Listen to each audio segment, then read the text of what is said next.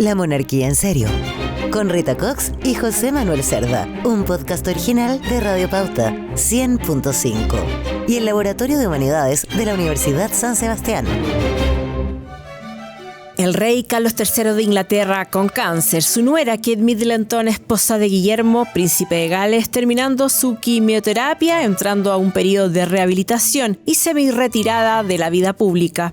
Harry, duque de Sussex, y su esposa Meghan, autodesterrados de Reino Unido, haciendo familia y negocios en Estados Unidos desde 2020. ¿Atraviesa una crisis la monarquía británica? La respuesta, tajante y a la vez dramática, la tiene el historiador José Manuel Cerda, director del Laboratorio de Humanidades de la Facultad de Psicología y Humanidades de la Universidad San Sebastián, en este nuevo episodio de La Monarquía en Serio. José Manuel Cerda, en este capítulo de La Monarquía en Serio vamos a hablar de crisis. Vamos a hablar de crisis y la primera pregunta que te quiero hacer tiene que ver con la actualidad. Carlos III con cáncer. La princesa Kate con cáncer. Distanciamiento de Harry y de Meghan viviendo en Estados Unidos, ¿no es cierto? Con ese documental, con el libro, ¿no es cierto?, que causó tanta molestia al otro lado del Atlántico.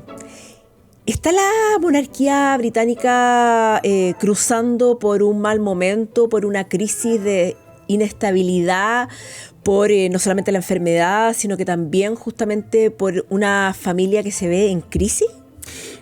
No, Rita, yo creo que, mira, este podcast se llama La Monarquía en Serio. Sí. Así que yo creo que tenemos que hablar de crisis históricas en serio. Esta monarquía ha tenido mucho recorrido, casi 1000 años. Entonces ha sufrido crisis mucho peores que esta.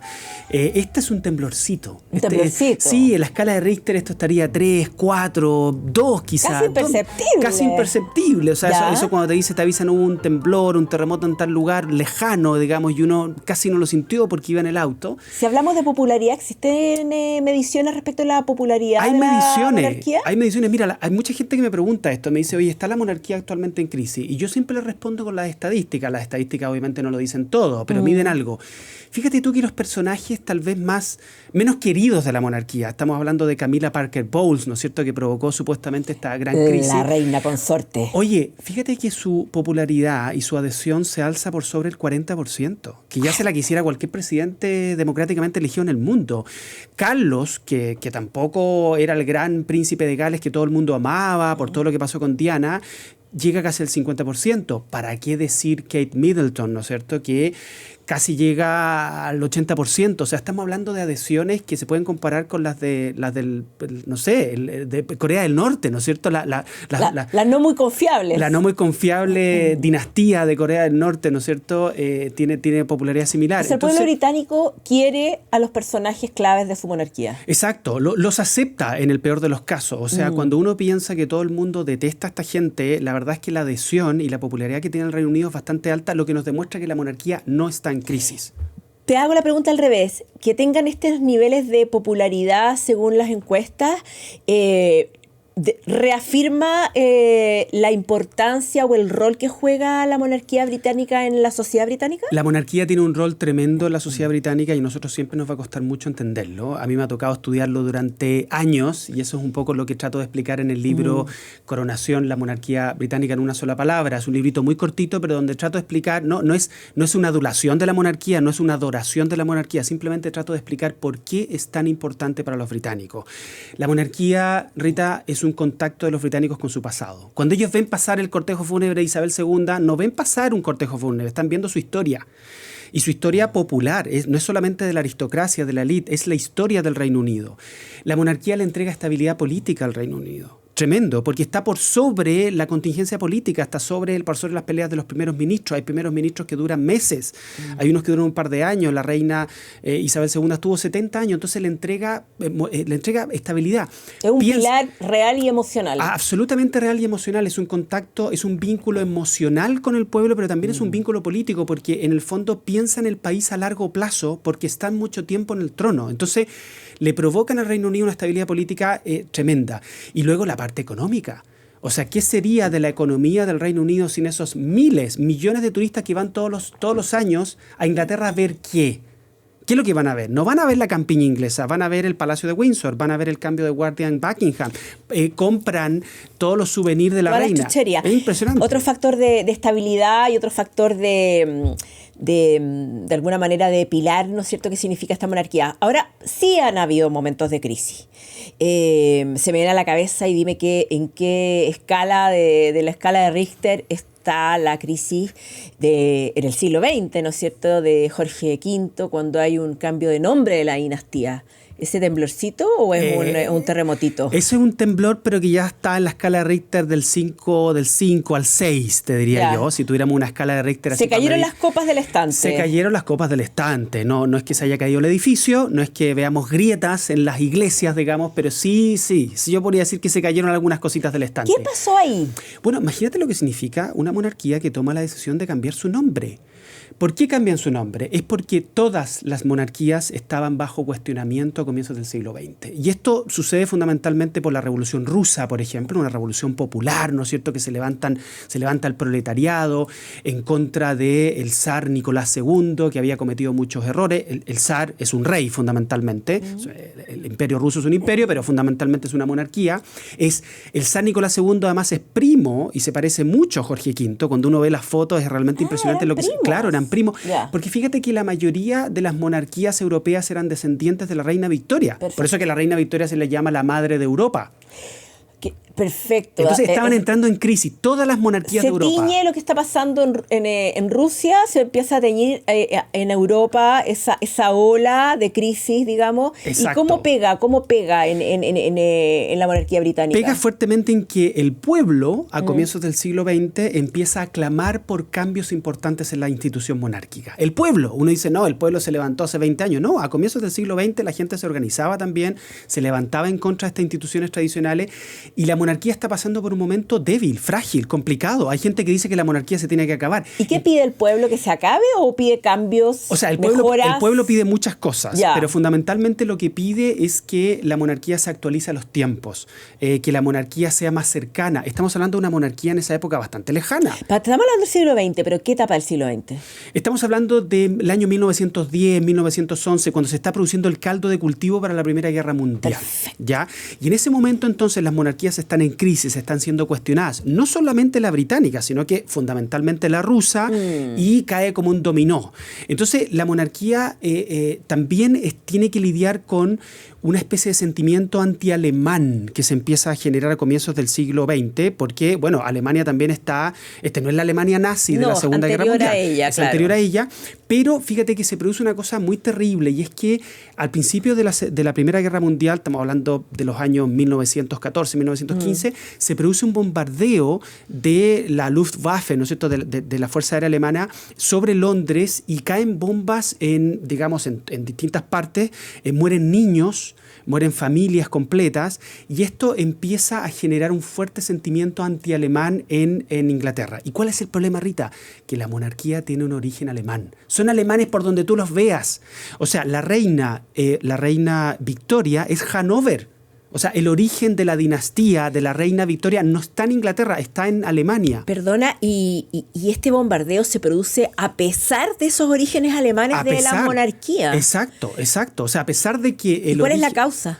No, la causa es que está comenzando la Primera Guerra Mundial y Inglaterra y Alemania son enemigos. O sea, tú tienes... pero en el fondo es una agresión también hacia la monarquía. Exacto, pero eso te demuestra que la monarquía no tuvo el poder suficiente para evitar el bombardeo, a pesar de que habían relaciones familiares totales, porque los duques de Hannover estaban relacionados, obviamente, con los reyes de Inglaterra. Se produce este bombardeo, empieza este odio hacia Alemania, ¿y cómo se resuelve el cambio de nombre? Bueno, entonces la gente, entre esos clamores populares está la monarquía ya no se puede llamar Hannover o Saxo-Coburgo-Gotha, porque además te voy a contar otra anécdota. No solamente la reina Victoria pertenece a la dinastía Hannover, sino que se casa con un príncipe alemán, que es el príncipe Alberto de Saxo-Coburgo-Gotha. Entonces, la monarquía incomodidad es alemana por donde la mires, es totalmente alemana. No es que hablen alemán, son británicos, pero en el fondo son alemanes por padre y madre. Y el resultado de este matrimonio, ¿no es cierto?, es Eduardo VII, y luego llegamos al reinado de Jorge V. Déjame preguntarte una cosa. Esta sangre alemana que corre por las venas de la monarquía británica, ¿no es cierto?, a principios del siglo XX, significa ¿qué para esa monarquía? Una vergüenza, una incomodidad, Exacto. Más, digamos, argumentos del pueblo británico para repeler la monarquía y sentirla inapropiada, empieza a ser marginada la monarquía. Exacto. En esta crisis que comentamos anteriormente del tema de Rusia, del San Nicolás II, que incluso pidió asilo, es tremendo la historia de Nicolás II. Nicolás II le pidió asilo a su primo. Bueno, ya vamos a hablar un poquito de eso más adelante. Pero le piden un cambio de nombre. Es decir, la monarquía, mira que son prácticos los británicos, es impresionante. Uno diría, van a hacer una gran reforma constitucional. Me suena conocido, cosas que pasaban página en blanco. Aquí en Chile hace poco tiempo. Cambiemos el nombre nomás. Cambiemos el nombre. ¿Te das cuenta los prácticos son los británicos? Entonces cambiemos el nombre. Y lo van a cambiar a un nombre más británico, más inglés. Es decir, van a dejar el nombre Saxo-Coburgo atrás y hacen una especie de concurso. Y se asigna a una persona y hace una especie de concurso donde participa. ¿Cómo concurso? Una especie de... A ver, concurso no es que en esa época no había WhatsApp, no había votación, no había nada de esto. ¿Ya? Pero en el fondo se hace un concurso donde empiezan a llegar propuestas, distintas propuestas, y se deciden finalmente por el nombre Windsor. ¿Pero las propuestas vienen de dónde? Vienen de distintas personas, distintas agrupaciones. Pero gente influyente. Exactamente. No es que llegara la señora Juanita, digamos, y dejara ahí en el buzón la señora Margaret. Exacto, la señora Margaret en el buzón del ¿no es cierto? El scones en el Palacio de Windsor. Oye, por favor, consideren mi opinión. Sí. No, eran grupos, agrupaciones influyentes, gente como del Consejo Real, en fin, se empezó a discutir esto, y entonces finalmente un señor se le encarga, digamos, Lord Staffordham se llamaba, se le encarga en el fondo todo este proceso para hacer un cambio de nombre. Y se le cambia el nombre de Saxo-Coburgo-Gotha a Windsor. ¿Y por qué Windsor? Y es un guiño. ¿Por qué? Porque el Palacio de Windsor ha sido tremendamente importante para la historia del Reino Unido y para la historia de la monarquía. Pero, o sea, el nombre del palacio ya existía antes que el nombre de la monarquía. Exacto. Lo que pasa es que, mira, el palacio de Windsor se ubica en un pueblito muy chiquitito que tiene ese nombre y que se construyó hace 1000 años. Lo construyeron los normandos. Cuando los normandos llegan a Inglaterra el año 1066 y conquistan, había un pueblito que se llamaba Windsor, que tenía 5 casas, digamos, y se convierte en un coto de caza, de cacería de los duques normandos que pasan a ser reyes de Inglaterra. Entonces, ellos deciden poner una empalizada, es decir, una mota castral que se llama, que es como un cerrito con una empalizada para hacer un castillito, y dejan ahí también una cabañita chiquitita que es de cacería, porque esto no estaba en Londres. Hoy día Windsor es parte de Londres, pero hay que pensar que hace 1000 años Windsor era un pueblo que estaba fuera de Londres. Es como que tú viajaras a Curacaví, a Chicureo, que fueras a Buin, pero hace 200 años, ¿me entiendes? ¿Y ese nombre pega fuerte por qué? Porque al fondo se construyó un castillo ahí y ese castillo se transforma en un lugar emblemático para la monarquía. Tan emblemático que fíjate que, y eso es súper interesante, Buckingham es el lugar donde la monarquía trabaja en el centro de Londres. En cambio, Windsor es el lugar donde la monarquía va a descansar los fines de semana. Entonces, donde vive sus momentos íntimos, familiares. Claro, no en las vacaciones, porque las vacaciones se van a Balmoral o a Sandringham, que queda en otras partes de Inglaterra.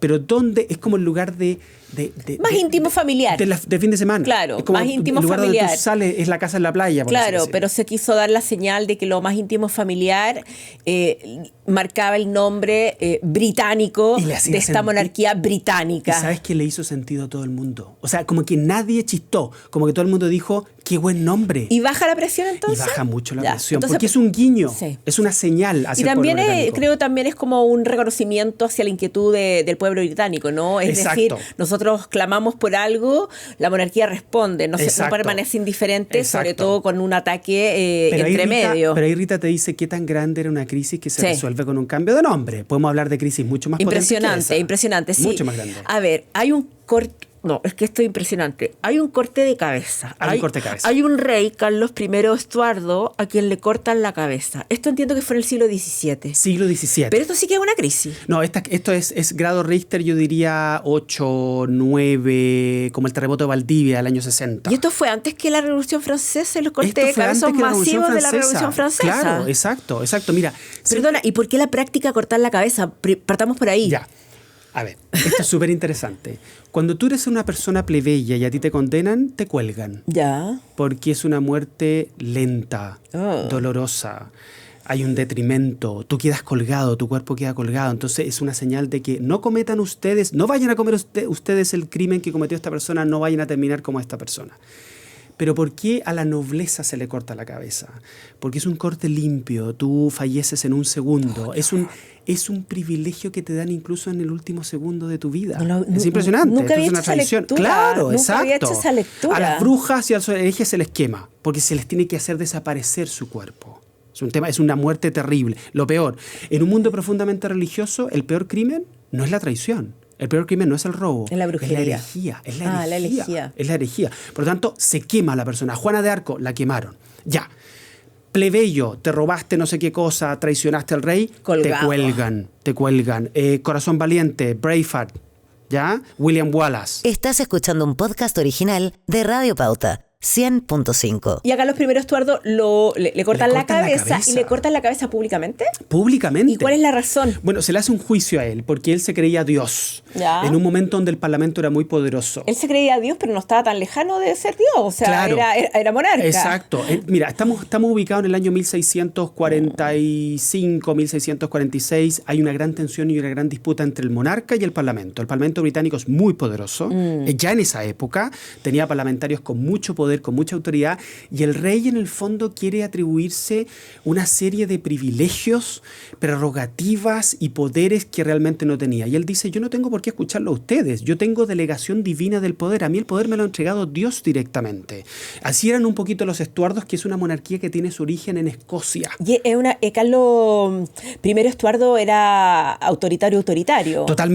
Totalmente, porque estaba un poquito también, Rita, de moda eso en las monarquías del siglo XVII. Esto es una cosa que lo hemos estudiado todo en el colegio, que lo llaman absolutismo. El absolutismo. Que es como la concentración de todos los poderes, del poder legislativo, del poder judicial, del poder de la iglesia. Incluso la iglesia también empezó a reclamar, porque dijeron, este señor se está poniendo incluso por sobre de nosotros. Entonces, el rey solo en Francia. Claro, exacto. Bueno, el epítome del absolutismo es Francia. Sí, los Borbones, que les terminan también cortando la cabeza un tiempo después a Luis XVI, que Luis XVI como lo peor de lo peor del absolutismo. Claro. ¿Ya? María Antonieta. La frivolidad también. Exacto, Versalles. A propósito de la frivolidad, Carlos I Estuardo compartía esa frivolidad que comparte luego con la monarquía francesa decapitada, ¿o era más austero? No tanto, era mucho más austero, Ya. porque estamos hablando de 100 años antes, obviamente, pero esto no le gusta al Parlamento, no le gusta al pueblo británico, y efectivamente se le cursa un juicio. Ya. Un juicio que se sabía cómo iba a terminar la cosa, y su cabeza roda en el Palacio de Westminster, No lo puedo y creer. los hijos de él son exiliados. Los hijos de él son exiliados, ¿para qué? Para iniciar un proceso republicano. Estamos hablando de 130 años antes de la Revolución Francesa. Impresionante. Porque aquí hay un tema súper interesante. Los franceses son mucho más sanguíneos, son mucho más latinos, son mucho más radicales. La toma de la Bastilla, se quema todo. Se cortan las estallido cabezas. social de hace 150 años. Los británicos resuelven las cosas como lo hemos conversado, de una manera más práctica, sin derramar tanta sangre. Más quirúrgica. Han derramado sangre en otras partes del mundo, Sí, eso hay que decirlo. sí. Pero en el Reino Unido han tenido revoluciones mucho más pacíficas, entre comillas. Me quiero detener en ese acto del corte de cabeza de Carlos I Estuardo, más allá también de lo político, de la crisis, de la inestabilidad que debe haber provocado, del exilio de su familia. El corte de cabeza tenía un ritual como lo tiene la coronación u otros, o las bodas reales, también tenía un protocolo. Bueno, el protocolo es obviamente mucho más simple, Ya. pero tiene que ser un acto público, porque tú no simplemente se estás ejecutando a una persona, estás dando una señal muy clara. A Carlos I se le considera un traidor en el sentido que traiciona a la nación.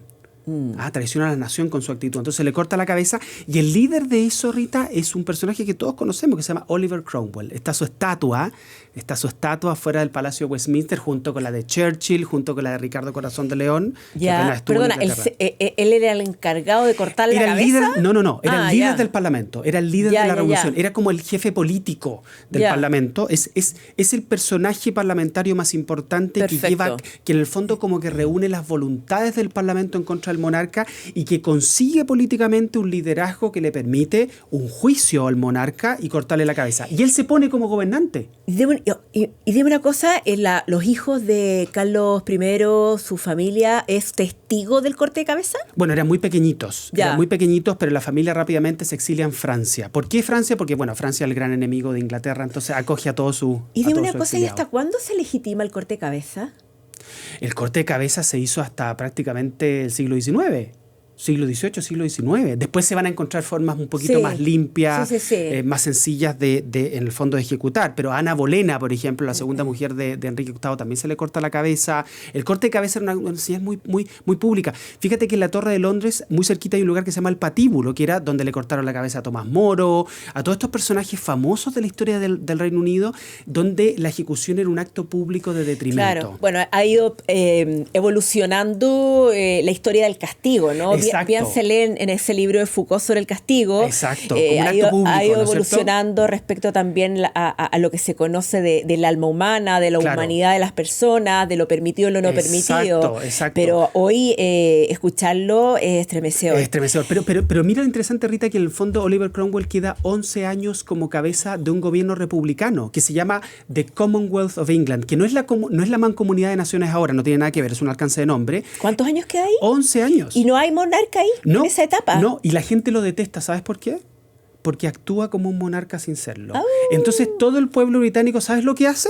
Porque uno siempre dice la monarquía tan tradicional, tan conservadora. El pueblo británico es el que trae de vuelta la monarquía.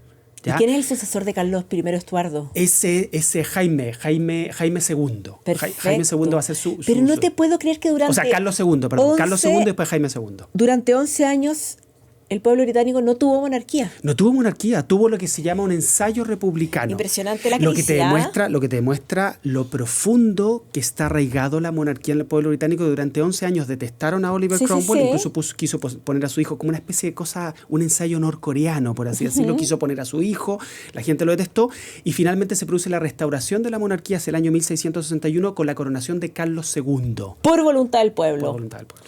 ¡Chan, chan! Tal cual. Oye, impresionante esa crisis, pero hay otra.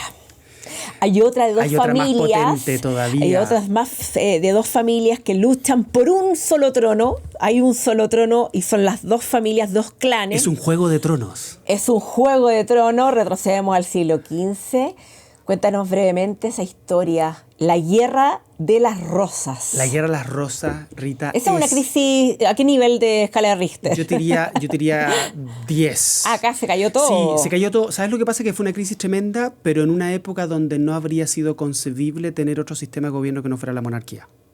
Esa es la diferencia. No había posibilidad de tener alternativa. 11 años de transición, digamos. Esta fue una crisis tremenda, mucho Ya. más potente que la de los Estuardo en el siglo XVII, pero ¿cuál es la diferencia? Que en el siglo XVII habían alternativas. Ya se estaban conversando ciertas alternativas. Se estaba modernizando la cabeza. Todo, o sea, Claro. la historia política de Europa estaba en otro momento. En el siglo XV, tú viajas al siglo XV y el único sistema político posible en toda Europa es fundamentalmente el gobierno de las ciudades que se da en Italia, de manera muy particular, los famosos duques de Florencia, toda esta gente, y el resto de Europa, monarquías. ¿No? Y No hay el siglo XV, además, un siglo que tú amas particularmente, lo has estudiado profundamente. Sí, bueno, en lo más profundo de mi corazón está el siglo XII, eso lo tengo que decir. Pero ya que vamos a hablar del siglo XV, el siglo XV es fascinante, porque en el siglo XV se produce la famosa Guerra de las Rosas, como tú dijiste, que es, Rita, la gran inspiración de la serie de televisión más vista de toda la historia, que es Juego de Tronos. ¿Por qué se llama la Guerra de las Rosas? Se llama la Guerra de las Rosas porque los emblemas que identifican a las dos familias que luchan por el poder son la rosa roja, que representa a la familia Lancaster. Lancaster es una región del norte de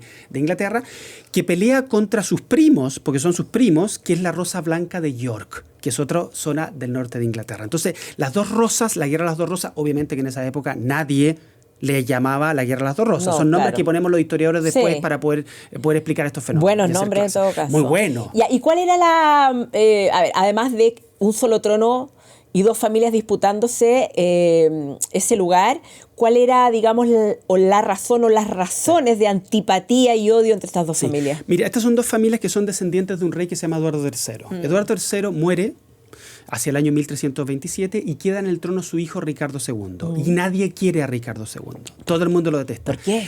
Mira, es súper interesante el símil, porque era un personaje muy parecido a Carlos III. Le gustaban las letras, la poesía, el arte, la cultura. ¿Y tú sabes cuál es el problema, Rita?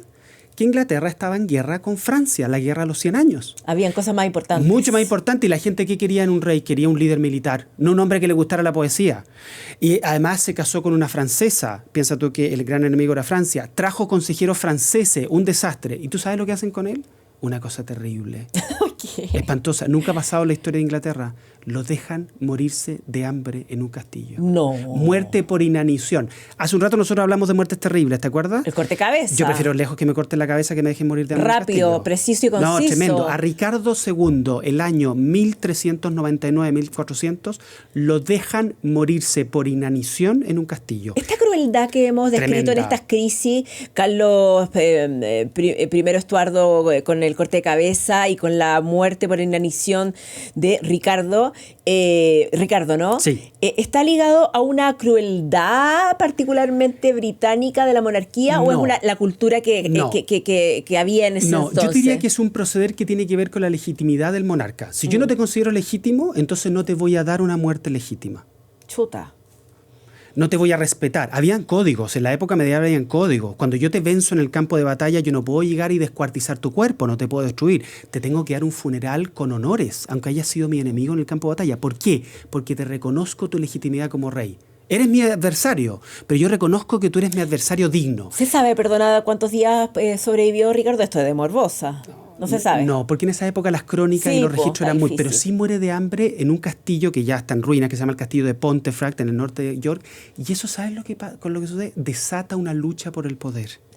Desata una lucha entre dos familias. Y ahí se inicia esta Guerra de las Rosas. Y esto es la Guerra de las Rosas. Dos familias que se disputan el poder. ¿Por qué? Porque, bueno, dejaron morir de hambre al rey Ricardo II, lo reemplaza su primo, que se llama Enrique IV, Enrique IV Lancaster, ¿ya? Y luego los de York van a decir, oye, ustedes dejaron morir de hambre a Ricardo II, que era un rey legítimo, está bien que a nadie le gustaba, pero era un rey legítimo, y entonces se desata esta lucha por el trono de Inglaterra, después de que Inglaterra pierde la Guerra de los 100 años con Francia. Y cuando tú hablas de lucha, ¿a qué te refieres con lucha?